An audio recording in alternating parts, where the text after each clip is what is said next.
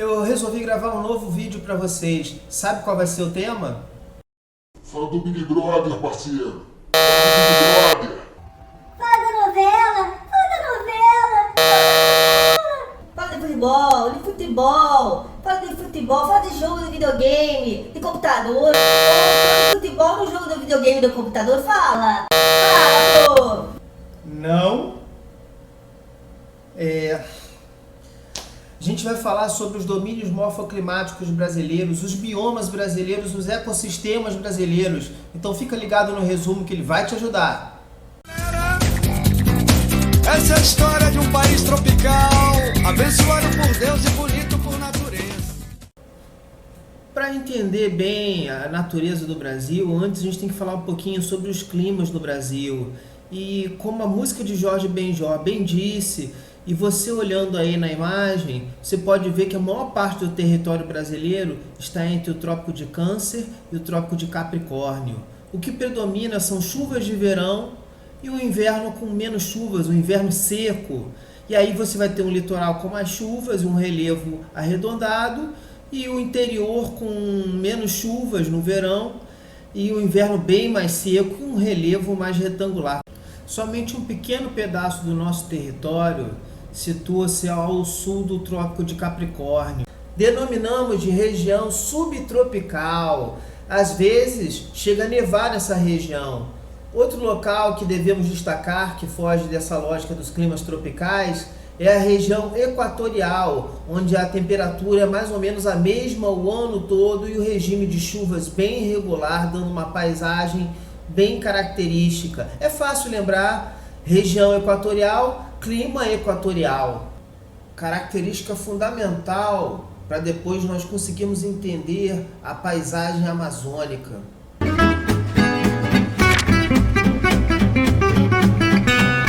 Os pampas consistem numa extensa área de planícies coberta por uma vegetação rasteira, conhecida como gramíneas. Bem, essa região não é uma exclusividade do Brasil, ela está presente também num território que se estende entre Argentina, Uruguai e Brasil.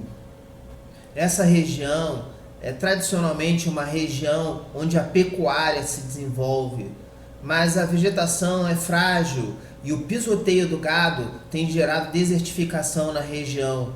Além disso, a agricultura utiliza uma grande quantidade de agrotóxicos que tem intoxicado alimentos e população.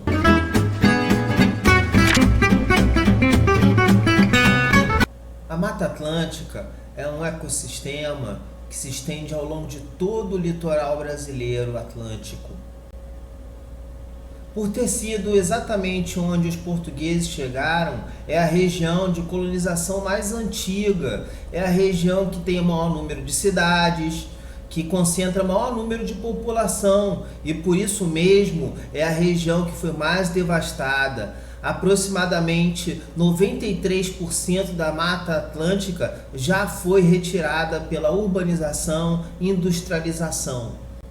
Quando olhamos do alto, fica fácil entender porque a Mata Atlântica também é chamada de domínio de mares de morros, esse emaranhado de montanhas.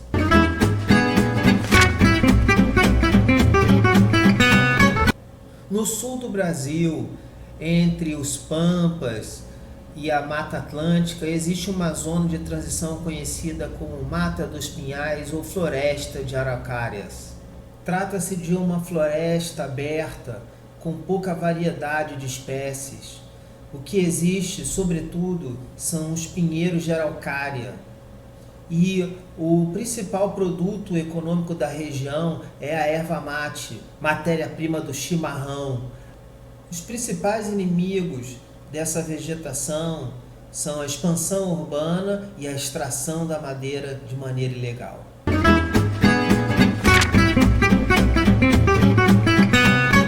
Localizado no centro do território, o Cerrado é o mais brasileiro dos ecossistemas. Ele está presente em todas as 5 regiões.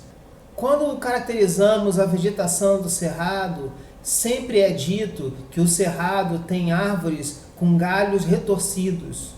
Vamos assistir um trecho do vídeo da WWF Brasil, Fundo para a Vida Selvagem, feito sobre o Cerrado. Mas será que você conhece o Cerrado? Você sabia, por exemplo, que o Cerrado ocupa 1/4 do território brasileiro? São mais de 2 milhões de quilômetros quadrados. Tanto que é a segunda maior formação natural de toda a América do Sul e a savana mais rica do mundo. Aqui estão 5% de todas as espécies do planeta e 30% da biodiversidade do Brasil. Mais do que grande, ele tem uma importância como elo de ligação.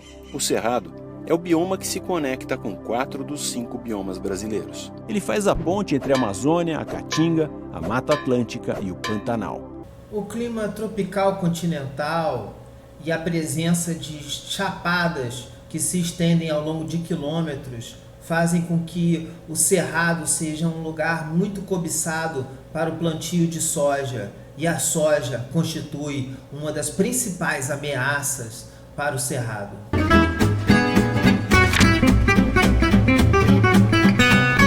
O Pantanal é um ecossistema que está cercado de um lado da Cordilheira dos Andes e do outro do Planalto Central brasileiro, cheio de elevadas chapadas. Isso faz com que seja uma região mais baixa e que receba a água dos 2 ecossistemas que eu mencionei. Assim sendo, o Pantanal é a maior planície alagável do planeta. Por ser um terreno instável, o Pantanal não é bom para a construção de estradas. As atividades econômicas que predominam são o turismo e a pecuária.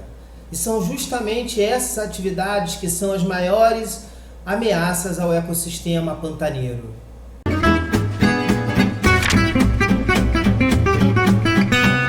A Caatinga é um ecossistema que abrange grande área do Nordeste e um pequeno trecho de Minas Gerais. Caracteriza-se por uma vegetação com folhas bem pequenas e espinhos. O clima tropical semiárido dá um tom quase desértico à região. Para estudarmos melhor a região da Caatinga ou Caatinga, tanto faz, facilita analisarmos a imagem do mais famoso personagem da Caatinga, Virgulino Ferreira da Silva, o Lampião. Ele, Maria Bonita e seu bando roubaram cidades e fazendas. O chapéu imitava o chapéu de um general francês. As roupas eram de couro e forneciam uma forte armadura para as fugas contra a polícia pelos espinhos que compõem o sertão. O fim do bando foi trágico.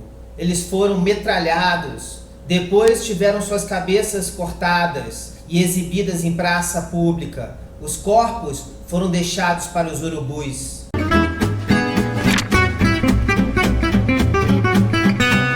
Entre a Amazônia, o Cerrado e a Caatinga se estende uma extensa faixa de terra ocupada basicamente por um tipo de vegetação, uma floresta aberta, ocupada por palmeiras. O babaçu e a carnaúba trazem fonte de renda para as populações nativas. Hoje, o agronegócio quer avançar sobre a mata dos cocais.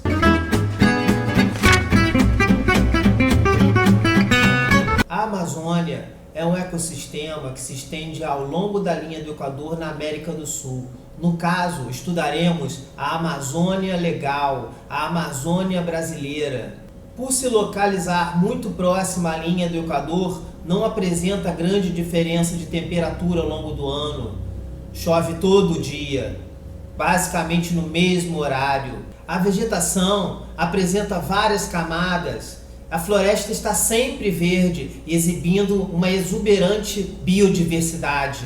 Mas se engana aquele que acha a floresta naturalmente fértil. Na verdade, os solos amazônicos são pobres. Lá chove todos os dias, levando os nutrientes para as camadas mais baixas do solo. A floresta resiste porque todos os dias cai no solo uma grande quantidade de sementes, folhas, frutos e animais mortos, fazendo uma camada que nós chamamos de serra-pilheira. O ecossistema amazônico sofre diversas ameaças. Algumas legais, como a expansão das cidades, a construção de grandes hidrelétricas. Mais recentemente, de maneira cruel, a pecuária vem avançando sobre a região amazônica. Quando a pecuária vem com queimadas antes. Dentre as ameaças ilegais à Amazônia, temos o tráfico de animais, o tráfico de madeira, a biopirataria, a mineração irregular com mercúrio. A mineração com mercúrio põe em risco a vida dos ribeirinhos e as populações nativas.